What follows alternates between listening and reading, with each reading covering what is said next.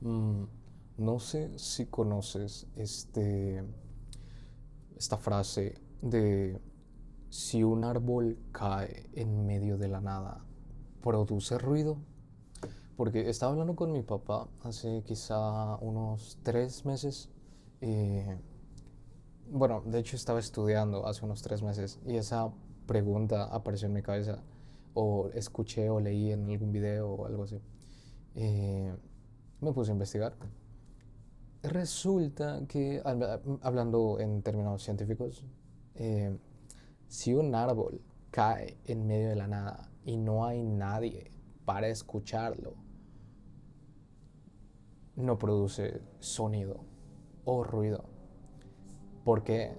Porque necesita de un ente, un ser vivo que sea capaz, que tenga un sistema capaz de tomar este ruido, estas ondas mecánicas, estas ondas de sonido, procesarlas y convertirlas en información, en sonido para el cerebro. O sea, cómo el cerebro percibe las cosas es interpretación de información. O ondas de electricidad, no sé, ahí ya me estoy perdiendo, pero no sé mucho del tema, no sé mucho del tema. Pero el punto es que esa fue la respuesta, que el árbol va a producir ondas mecánicas, va a, ¿sabes?, empujar eh, las partículas de aire, etcétera, y demás. Pero el sonido es un fenómeno eh, individual, o sea, es un fenómeno, ¿sabes? O sea, depende de un cerebro que procese esa, ese fenómeno natural y lo convierta en, ¿sabes? Es- pero el punto es que estoy empezando, o voy a empezar, estoy empezando a estudiar sound design, diseño de sonido. Y obviamente estoy partiendo desde cero, como en todas las cosas que estoy haciendo. Eh, entonces, obviamente, como primeros temas, tengo que estudiar los fundamentos, como el primer tema, que es naturaleza del sonido y sus parámetros básicos. Ese es el primer tema, naturaleza del sonido y sus parámetros básicos. Y el segundo tema que estudié ayer fue introducción a la síntesis. ¿Qué es y para qué sirve? Y creo que me voy a quedar sin tiempo, o no sé. Pero voy a intentar de ser lo más rápido posible. Entonces, el primer tema, naturaleza del sonido y sus parámetros básicos. Eh, Todo sonido es vibración organizada en el tiempo que nuestro cerebro interpreta. Por eso les mencionaba la pequeña anécdota de antes, de que llegué a hablar de ese tema con mi papá por esa pregunta o frase de si un árbol cae en medio de la nada y no hay nadie para escucharlo, ¿produce ruido? La respuesta es no. Científicamente es no. Eh, o no sé, ¿sabes? Ondas mecánicas. No, ondas mecánicas son ondas mecánicas. Ruido, sonido es lo que tu cerebro entiende o interpreta. Eh, entonces, fundamentos técnicos, digamos, ¿qué es el sonido? Tiene, el sonido tiene tres elementos indispensables o fundamentales, que es la vibración, que es lo que decía el movimiento mecánico, el medio por el cual a través vibra, ya sea el aire, agua o un sólido, que es lo que mencionaba en, ¿qué era? En donde hablaba de las frecuencias, que por ejemplo, si escuchas, si tú estás afuera de una discoteca o una fiesta, etcétera, vas a escuchar solo como un porque las ondas graves son más físicas, son más gordas o anchas o lo que sea, y ¿sabes? Pueden, vibran más fuerte y más lento. Entonces se transmiten a través de más fácilmente. No sé si lo dije correctamente, pero bueno. El punto es que, y el tercero es percepción, que es lo que decía, un ser vivo con un sistema capaz de transformar estas ondas mecánicas, movimiento mecánico, y llevárselo al cerebro para que el cerebro ya lo interprete como quiera o como pueda. Entonces, la percepción es el sistema auditivo más el cerebro. Entonces, sin medio, agua, aire, objetos sin medio, no hay sonido. Por ejemplo, en el espacio, y hablo de espacio, o sea, sistema solar, bla, bla, universo, no se propaga. En el espacio no se propaga. Y si no hay un cerebro ahí, ¿sabes? No hay interpretación, o sea, no hay sonido. El árbol puede producir movimiento mecánico, ondas mecánicas, pero si no hay un cerebro para interpretarlas, no hay sonido, no hay ruido. Interesante.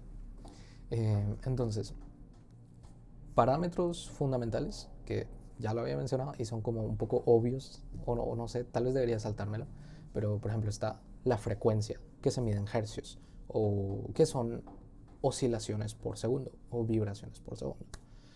Está la altura, o sea, me refiero el pitch o el tono, ¿sabes? De agudo, grave.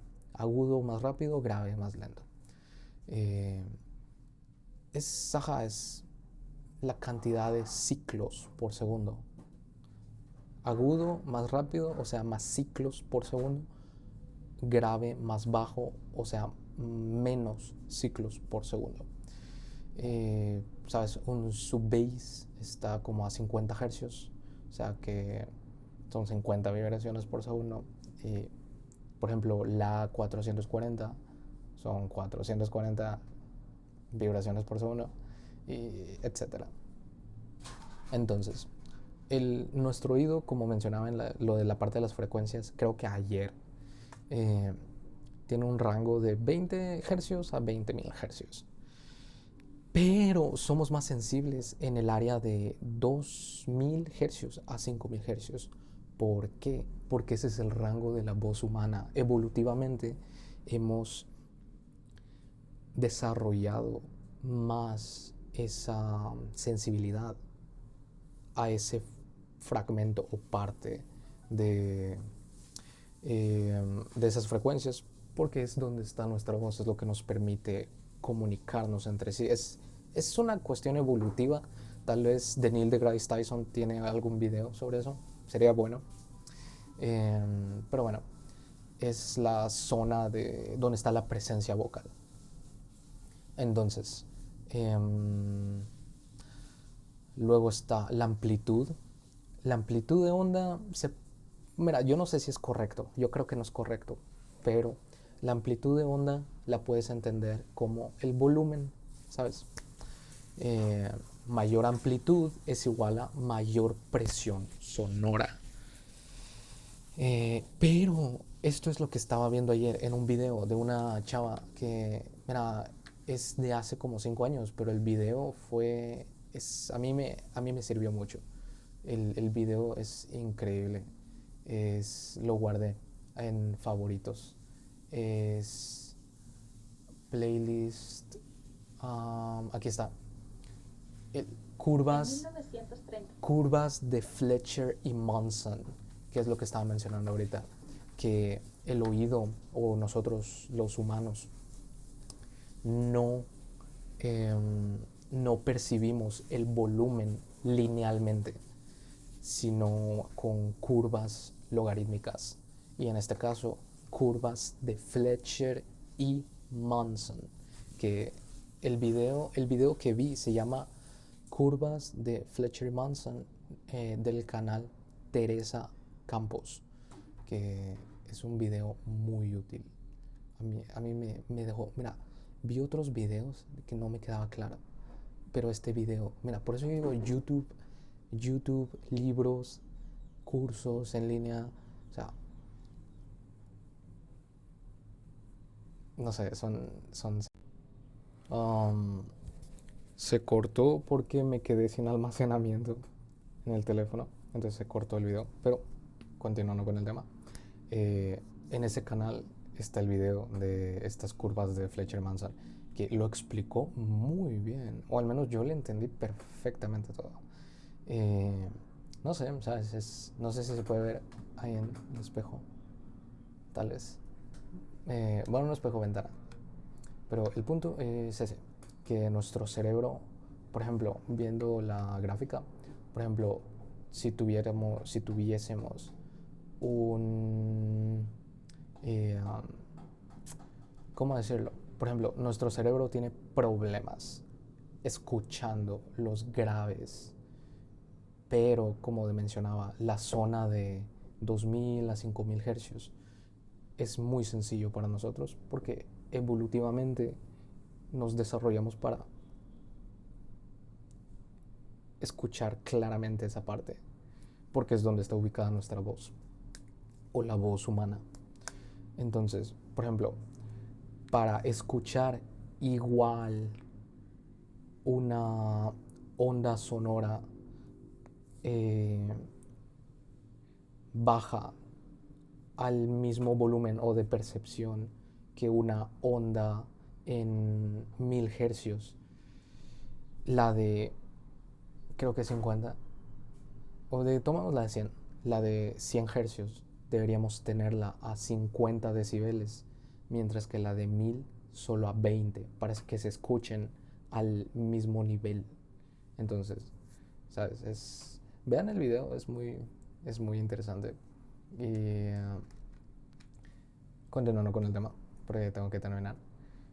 El punto es que por eso, por ejemplo, un sub... bueno, me voy a saltar esa parte. Y luego está la parte del timbre o el color. Que el timbre, ¿sabes? Es como la serie armónica o los armónicos. La característica del sonido, o sea, el color. Ajá, es... ¿cómo decirlo? Es eso que ya mencionaba de que, por ejemplo, un do en un piano no es lo mismo que un do en un sintetizador por el color, ¿sabes? Un lead en un sintetizador con dientes de sierra va a sonar muy como bzzz. En cambio en un piano es como tin. No sé, ¿sabes? No me juzgues. ¿Y por qué sucede eso? Porque la onda sonora cambia, la forma de onda cambia. Una onda senoidal no tiene armónicos, es una onda pura, o sea, suena como tu, una onda cuadrada. No sé cómo imitar una onda cuadrada, pero tiene armónicos impares. Y una de diente de sierra tiene un montón de armónicos, tiene todos los armónicos. Luego está la parte de la envolvente, el ADSR, que es bastante simple. ADSR significa ataque, decay, sustain y release, que el ataque es lo que tarda el sonido en llegar a su punto máximo de volumen. El decay es lo que tarda en caer a un nivel sostenido, que es el sustain, que es un nivel de volumen en el que se va a mantener el sonido. Por ejemplo, attack. Luego decay es esta curva chiquitita.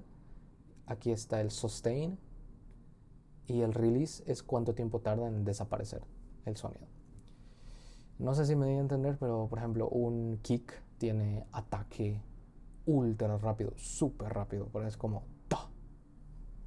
Y un pad tiene un ataque lento, porque es como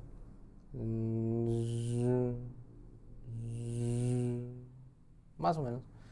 O tal vez debería abrir FL Studio y mostrar, pero tal vez no, no sé. Y ya, ¿sabes? Luego el otro tema es introducción a la síntesis. Voy a tratar de mantenerlo breve, pero bueno, la síntesis es el proceso de generar sonido desde cero. mediante osciladores. No sé si has usado algún instrumento o me refiero plugin VST, que la mayoría tiene osciladores, ¿sabes? Por ejemplo, los de Arturia, Serum, eh, Vital, Hybrid, los de, sí, o sea, todos tienen osciladores, creo, casi todos. O sea, los que no sean cosas como Contact o etcétera, pero ¿sabes? La mayoría tiene osciladores y un procesamiento electrónico, como el Polymax de, ¿cómo se llama? UAD, creo que es de UAD. Si no es de UAD, bueno, ni modo. Pero el punto es que en lugar de grabarlo del mundo real, lo crean desde cero. Por ejemplo, sample versus síntesis. El sample es una grabación de sonido existente, que es, por ejemplo, Contact, que son grabaciones de samples, de instrumentos reales, de orquestas reales, de sonidos reales. Es sonido congelado, es congelar un clip, digamos. Mientras que la síntesis es generar sonido mediante osciladores y ondas básicas. O sea que un sample es reproducción de la vibración ya capturada, la vibración del sonido ya capturada o congelada. Mientras que la síntesis es generación matemática, ¿sabes? Tienen todo un proceso detrás que es muy complicado, la verdad. O que yo no entiendo todavía. De vibración, generación matemática de vibración. Y desde nuestro cerebro, ¿sabes? Nuestro cerebro le da igual, ¿sabes? No distingue si algo es, o sea, tal vez sí, pero me refiero, no sé, el cerebro no distingue si el origen es acústico o digital. Deberías, ¿sabes? Un oído entrenado, tal vez, no sé, pero nuestro cerebro solo procesa frecuencia, armónicos, dinámicas, etcétera. Entonces, todo sintetizador tiene tres bloques fundamentales. O sea, sí o sí tiene que tener esto. Fuente u origen, que es un osciladores para generar la onda o las ondas. Luego, para modificarlo, filtros. Que estuve viendo un video de este canal que se llama Sound Good, de una chava. El punto es que esas modificación, filtros, envolventes, eso se encarga de esculpir el espectro de frecuencias y el cómo va a sonar el sonido. Eh, Luego está el control mediante la modulación. O sea, es como girar perillas, movimiento en tiempo real o sobre el tiempo. Pero bueno, entonces el punto es ese, que la síntesis, ¿realmente para qué sirve? Tiene tres funciones creativas. Recrear, que ya sea imitar instrumentos. No sé si es por eso, no sé si tienes un sintetizador, o sea, VST, un plugin de sintetizador. Si te metes a la pestaña de presets, es probable que encuentres pianos electrónicos, pianos, ¿qué otros? Brass, o sea, como, ¿sabes? Instrumentos de viento metal o viento madera. Es esa parte de recrear, imitar instrumentos. Luego está la parte de modificar, transformar un timbre clásico. Inventar, ¿sabes? Como Serum ¿sabes? Serum es un sintetizador híbrido avanzado, o sea, inventa lo que se te dé la gana, diseña algo inexistente, crea algo que no existía antes. Pero bueno, el punto es ese, que tengo que aprender. Mira, todos estos son los fundamentos, lo que estudié ayer. sé aplicarlos todos estos de forma rigurosa y de forma profesional o de forma, ¿sabes? Em, correcta. No, no aún, ¿sabes? Estoy aprendiendo. Ese es el punto de aprender, ¿sabes? Eh, voy a fracasar y voy a fallar antes de, ¿sabes? Poder consolidar o desarrollar la habilidad que quiero. Y ya, eso es, eso es todo. Increíble. En serio, el diseño de sonido, ¿sabes? Es un mundo por completo diferente.